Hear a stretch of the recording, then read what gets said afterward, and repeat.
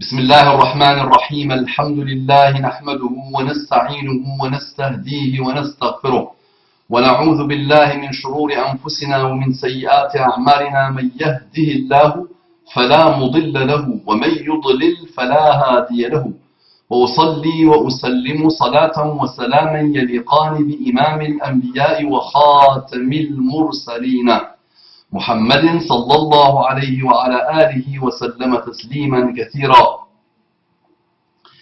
إن الله وملائكته يصلون على النبي يا أيها الذين آمنوا صلوا عليه وسلموا تسليما. رب اشرح لي صدري ويسر لي أمري واحلل عقدة من لساني يفقه قولي. إخواني أخواتي أبنائي بناتي أعزائي عزيزاتي أصدقائي صديقاتي, Assalamu alaikum wa rahmatullahi wa barakatuh. Que la paix d'Allah subhanahu wa ta'ala, sa miséricorde et ses bénédictions soient sur vous, mes frères et sœurs partout dans le monde. Qu'Allah nous accorde de la guidée et ses délices, qu'Allah nous pardonne, qu'Allah nous utilise dans son chemin, qu'Allah nous accorde sa satisfaction, qu'Allah nous accorde la sincérité du cœur et des actes. Dites Amin pour ceux qui veulent dire autre chose. Dites d'abord Amin. Sans transition. L'objet c'est madkhalisme, point d'interrogation. Salam alaikum mon frère, j'aime beaucoup tes vidéos et j'aime ton ouverture d'esprit. Aucun mérite dans l'histoire. J'ai essayé de comprendre et d'étudier un peu l'islam et j'essaye de transmettre comme je peux la justice, la beauté, la grandeur de l'islam. Qu'Allah te bénisse. Et le fait que tu aimes le rappel est un excellent signe sur une belle âme et sur une âme qui est croyante et qui est à la fois musulmane. Rappel, car le rappel profite aux croyants. Quand il ne profite pas, soit celui qui le fait, il est mauvais de chez mauvais, il n'a rien à voir avec, soit celui qui le reçoit, est quelqu'un qui n'a rien à voir avec la croyance, avec la foi musulmane. D'accord? Donc, alhamdulillah, tu aimes le rappel, donc c'est que tu es quelqu'un qui a la foi musulmane. Dans une autre version, c'est par l'évocation d'Allah que les cœurs s'apaisent. Donc tu es un cœur, alhamdulillah, et tu as un cœur, alhamdulillah, qui s'apaise avec le rappel. C'est tout à ton honneur et je te félicite pour ça. J'aime beaucoup, très bien. Tu m'as ouvert les yeux sur ce que tu appelles le madkhalisme. Alhamdulillah, le travail n'est pas vain. Alhamdulillah, il y a pas mal de personnes, par les grâces d'Allah subhanahu wa ta'ala, qui ont commencé à voir ce que c'est que le madkhalisme. Ils ont commencé à mettre un nom, à mettre une démagogie, à mettre une doctrine détestable et satanique sur des choses qu'ils observaient, dans lesquelles ils étaient. Et à un moment donné, ils les ont dépassés. Ils ont été dépassés par cette secte-là, malheureusement. Et alhamdulillah, par la grâce d'Allah subhanahu wa ta'ala, grâce au travail qui a été fait sur le madkhalisme, et je suis très, très heureux, très comblé, très honoré, très heureux, très satisfait, alhamdulillah, d'être l'un des premiers, ou le premier, de mettre le mot madkhalisme en rappel vidéo sur cette secte, sur cette tumeur, sur ce cancer qui ronge les musulmans. Il ne veut pas ronger l'islam, mais il ronge les musulmans. D'accord? Alhamdulillah, alhamdulillah, alhamdulillah. Ça m'attire la plus belle dua des madkhalistes qui est qu'Allah te brise le dos. De temps en temps, ils disent qu'Allah te guide. Et ensuite, sinon qu'Allah te brise le dos. Et souvent, ils viennent directement avec leur qu'Allah te brise le dos. Ils aiment bien insulter. Ils jouent les malins. Ils viennent attaquer. Récemment, il y a 2-3 jours, il y a un qui m'a dit, ton visage est un visage de shaitan. Déjà, sur ton visage, on voit que shaitan se manifeste. Le pauvre madkhaliste. Le pauvre. Wallahi, j'aime bien, moi, avoir l'honneur de voir ton visage. Montrez-moi vos visages, s'il vous plaît. Au moins, moi, j'ai le mérite de montrer mon visage. Satanique. D'accord? mais moi j'aimerais bien entendre vos voix. Vous êtes toujours derrière des pseudos, derrière des copier-coller. Bismillah, montre-moi ton visage. Tu sais où je prêche, tu me vois dans mes conférences. Viens un jour, montre-moi ton visage. Montre-moi ta science. D'accord? Donc oui, pour quelques-uns madralistes, rangés de l'intérieur, dévastés à mort, ils viennent insulter. Et d'autres, alhamdulillah, commencent à voir ce que c'est que le madralisme et dans quel pétrin satanique ils se sont trouvés. Et j'ai eu quelques-uns par téléphone, alhamdulillah, même les gens qui ont vu ça depuis 10 ans, pendant 20 ans, ils ont observé ça. Donc, alhamdulillah, ils commencent à s'en sortir. Et ça fait plaisir, alhamdulillah, je suis content et heureux et comblé par leur ouverture du cœur. En fait, je fréquente une mosquée où il y a des frères qu'on trouve durs, qui font beaucoup de mise en garde sur des savants du style Al-Qardawi, Mohammed Hassan, ou encore notre frère Rachid Abu Hudhaifa.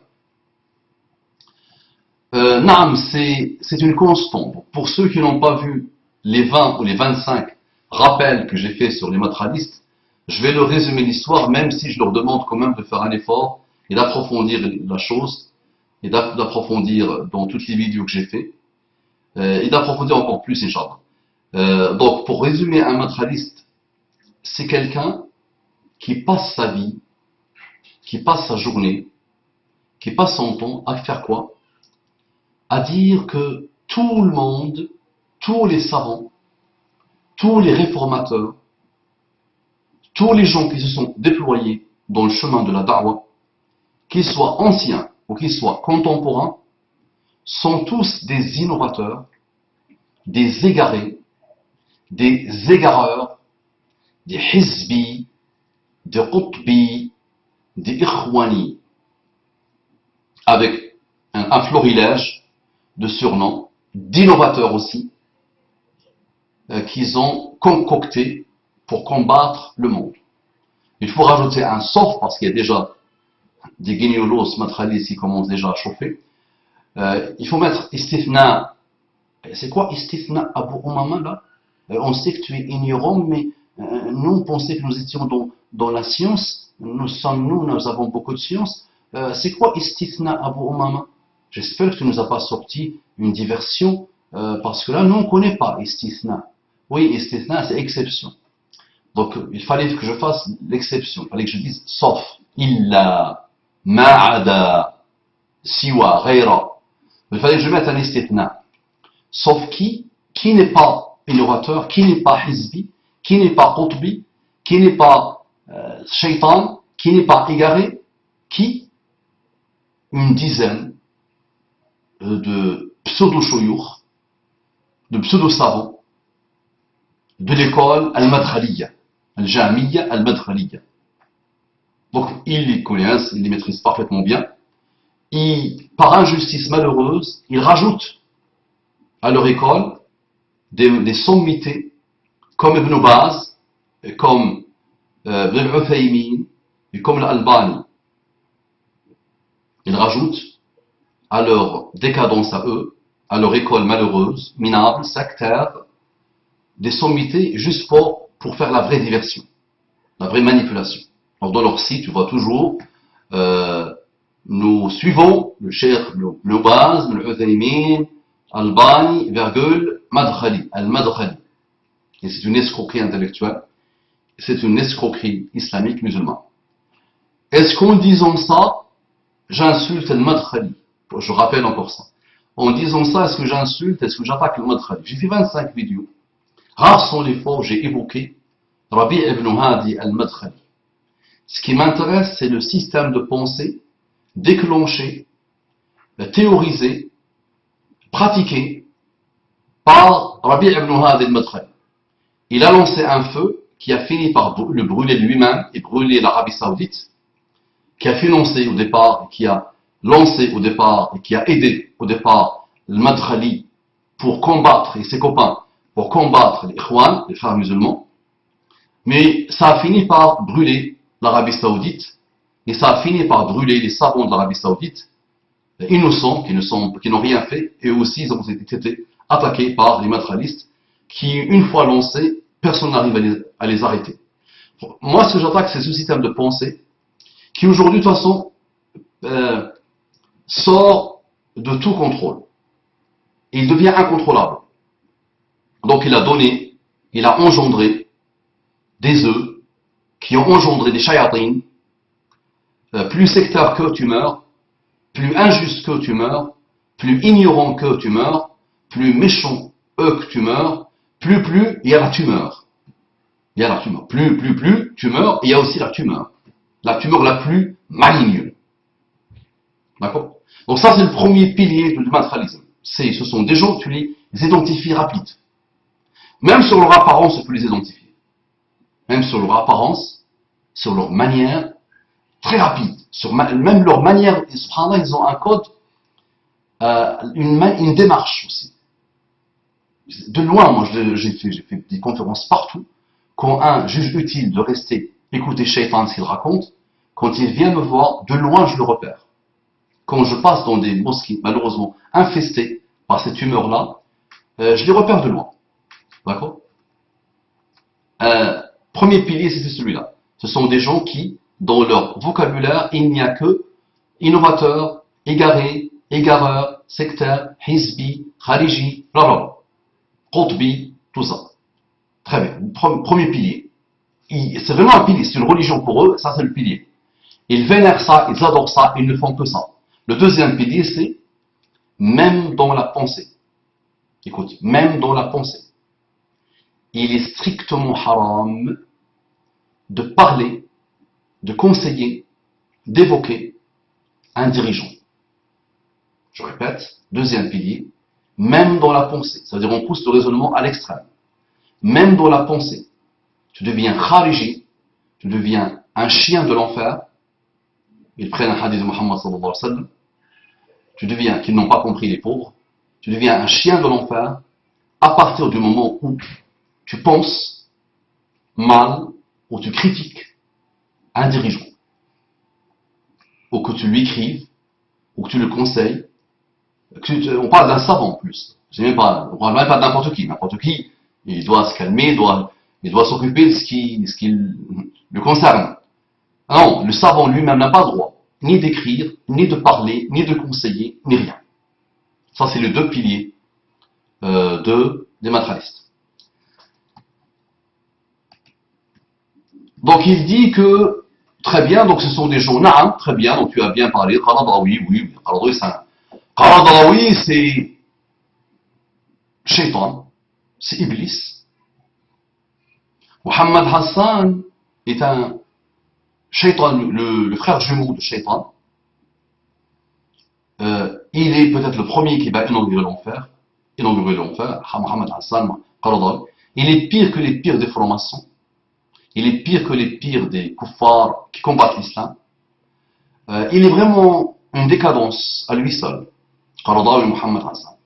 Rajab Hudayfa est un da'i, est un prédicateur de France, que vous connaissez.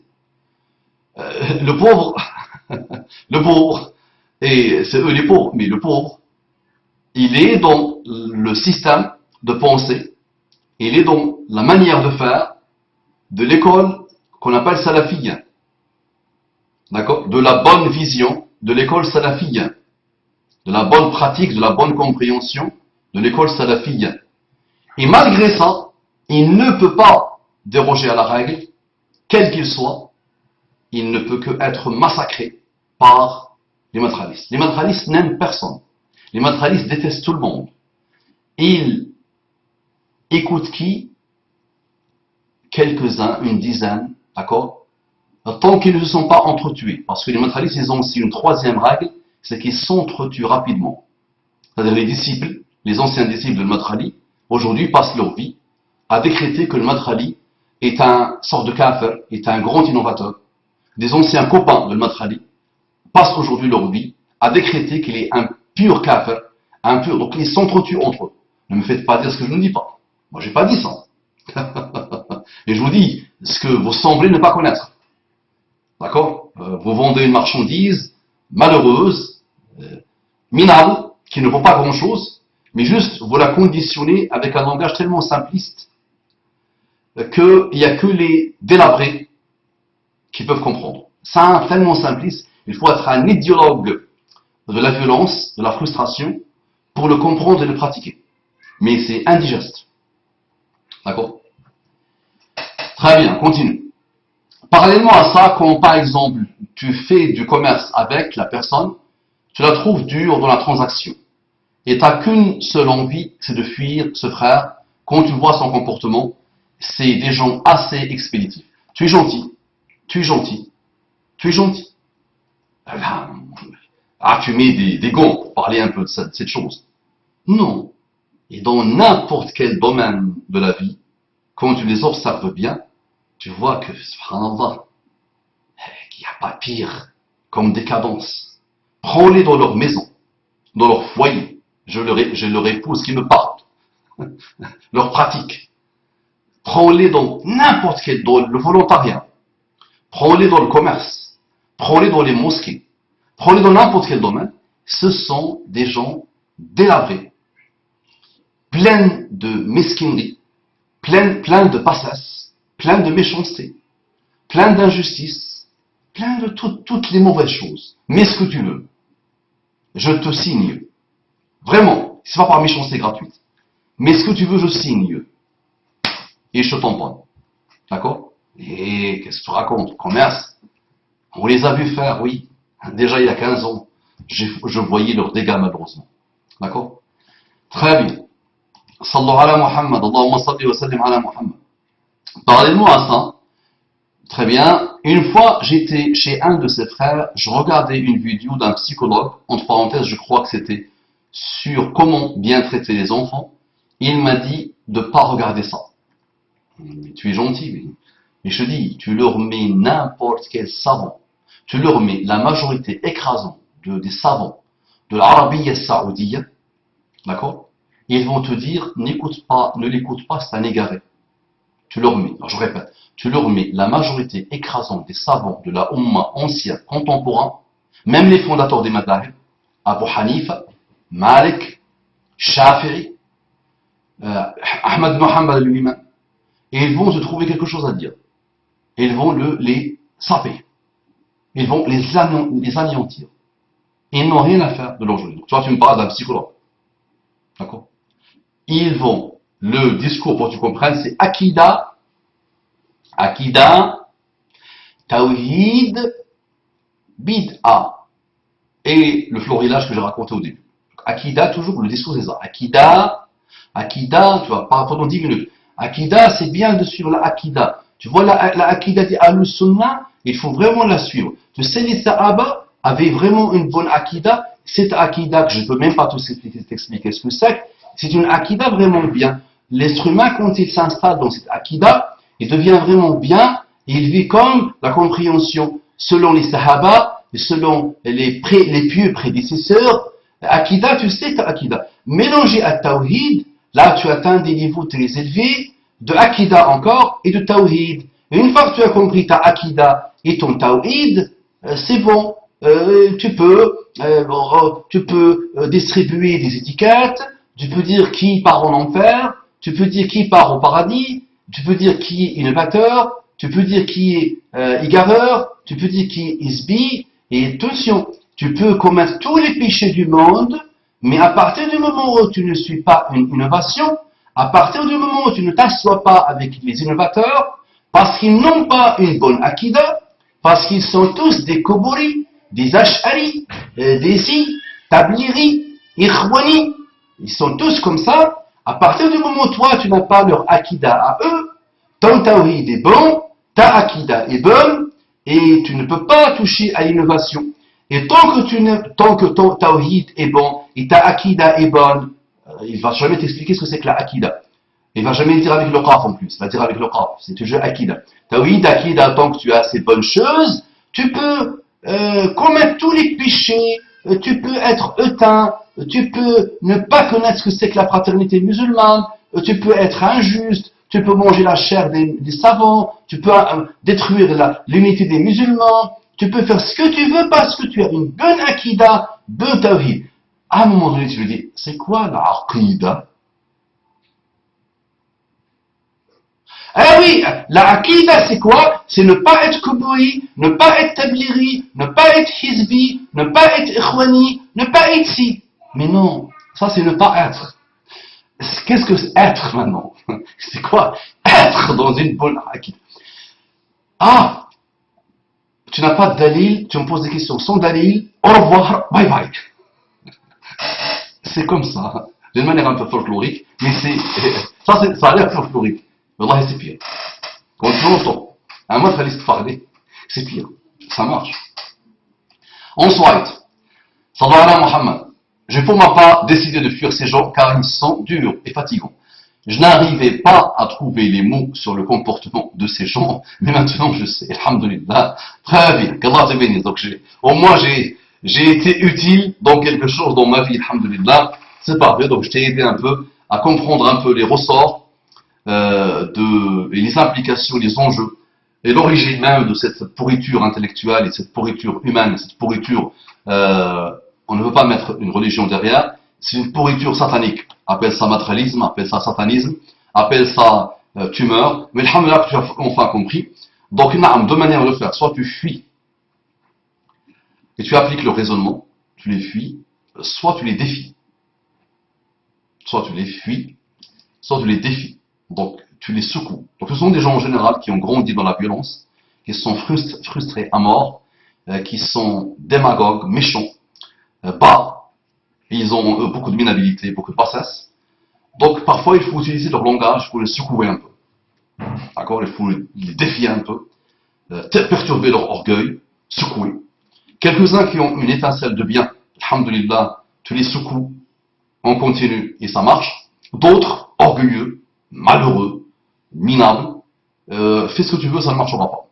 Mais si, et ce sont des gens qui parasitent malheureusement, qui font beaucoup de mal, qui font beaucoup de ravages, et qui peuvent te faire douter de toi-même, d'accord? Qui peuvent te faire rentrer en guerre avec toi-même, qui peuvent faire qu'un jour, tu mettras en garde contre toi-même, entre les bonnes choses en toi en plus. Ce sont des gens qui n'étudient rien, qui n'ont rien comme science, même s'ils apprennent par cœur, mais de toute façon, ils sont flemmards à mort, paresseux à mort, ils n'ont pas de baraka, malheureusement, et Allah se venge d'eux, de toute façon. Quelqu'un qui passe son temps à massacrer, nommément. Là, moi, je massacre, regardez ce que je fais, je défie, je suis arrogant, je suis dur, je suis direct. Moi, j'attaque un système de pensée. Un madrali demain vient toquer chez moi, je le reçois chez moi, et je l'embrasse ici, et je discute avec lui, et je ne me fermerai jamais contre lui. Et il me rencontre dans la rue, ils me connaissent. Ah bon, maman! Ils partent! Ils voient de loin, ah, il me repart, et là, tu le vois, il part. C'est lui ou pas lui? Et il revient. Ah bon, maman? Moi, je ne me ferme pas, alhamdoulilah, je raccorde mon temps, j'échange avec eux, je peux manger avec, alhamdoulilah, pas de problème. Mais je dois quand même toujours les secouer, d'accord? Et c'est un travail que je ferai, tant que j'ai un souffle, Inch'Allah, tant qu'ils sont là, d'accord? Parce que pour moi, ils sont la laideur, comme disait le fameux frère, qui passait par chez eux. Il m'a dit, pour résumer ce que c'est que le matérialisme, c'est égal à la laideur. La laideur, c'est laid. D'accord? Très bien. Donc, il me dit quoi? Est-ce que tu aurais d'autres conseils concernant comment faire avec ces gens? Merci. Le conseil, en échangeant avec un frère l'autre jour, il me disait quelque chose qui s'est produit. Donc, dans nos régions, partout malheureusement aujourd'hui dans les pays de l'ignorance, les matérialistes poussent comme des parasites, comme des virus, comme des champignons, les plus destructeurs, les plus mauvais. Donc ça pousse dans ma région malheureusement, je les vois, ça pousse malheureusement. Répugnant, Allah est répugnant. Donc le frère me dit, ça fait des années et des années qu'un tel, un monsieur, et beaucoup, et celui-là ne m'adressait pas la parole. Ne me saluait pas, ne m'adressait pas la parole, ne répondait pas à ma salutation, et m'exprimait une détestation viscérale. Un jour, un frère s'installe dans notre région, vient de l'étranger, s'installe dans notre région, il part lui parler. Donc ce frère-là a une facilité de secouer les autres. J'ai rencontré ce frère, machallah, donc il a une facilité de secouer. Donc il est parti le secouer. Mais qu'est-ce que tu reproches à un tel? Ton frère musulman, ça fait des années qu'il prie avec toi dans la même mosquée. Pourquoi tu ne le salues pas? Pourquoi tu n'exprimes pas la fraternité islamique envers lui? Pourquoi tu es dur comme ça avec lui? Est-ce que c'est halal ça, ce que tu fais? Et l'autre lui dit, ah ouais. Mais lui c'est un tablighi. Et le tablighi est un kobouri. Et un kobouri, on doit le fuir, on ne doit pas être avec lui parce que c'est un kobouri. C'est comme ça, l'histoire c'était comme ça. C'est ça l'explication. Donc le frère lui dit, mais est-ce que tu l'as déjà... Kobouri, ça vient de qabr. C'est pas kobouri avec le K, c'est avec le Q. Qabr, une tombe. Un kobouri pour eux, c'est quelqu'un qui vénère les tombes. C'est quelqu'un qui va demander les choses aux tombes, aux morts, qui va dire aux morts, donnez-moi le santé, donnez-moi ça. Donc lui, sur un su'adhan, la conjecture mauvaise, malheureuse, il a décidé que ce frère-là est un kobouri, puisqu'il est tablighi. Imaginez. Puisqu'il est tablighi, il est kobouri. Le raccourci est simple. Le frère lui dit, mais Habibi, ce frère-là que tu attends comme ça, je ne l'ai jamais vu demander au kobour, aux morts, il n'a jamais prêché ça, il n'a jamais demandé ça, il n'a jamais voulu ça, il est contre ça. Pourquoi alors tu? Donc il a commencé à le secouer, à échanger avec lui, à lui clouer le bec. C'est vrai, l'autre il apprend la science, machallah, il a un certain bagage, il a une certaine aura, il a un certain charisme, et là où il peut utiliser la dureté, la violence orale quand il le faut. Et l'autre, le pauvre, il n'a rien pu trouver à dire. Donc, alhamdulillah, depuis, le madraliste a ouvert un peu. Ça, c'est un madraliste à part, parce que les madralistes ne sont pas comme ça. C'est pas un madraliste pur et dur, je pense. Il avait une étincelle de rahma et de bonté, de justice islamique dans le cœur. D'accord? Donc, alhamdulillah, depuis, maintenant, dès qu'il voit le frère, il sourit comme ça, hein, il le salue, il lui parle, il lui adresse sa parole. D'accord? Donc, ça résume un peu la manière avec laquelle tu dois t'adresser à eux. Soit, ils vont te parasiter, te pomper la vie, te pomper l'air, te faire douter de toi-même, te faire douter de tes frères et sœurs partout dans le monde, et tu dégages la chose, tu divorces avec, allez, au revoir. Tu appliques sur eux la quarantaine qu'ils appliquent eux sur les autres. Soit, tu as confiance en toi, tu as un certain bagage, ils ne pourront pas t'influencer, et tu le prends et tu le secoues, tu l'arrêtes dans ses mensonges. Parce que souvent ils vivent sur des mensonges.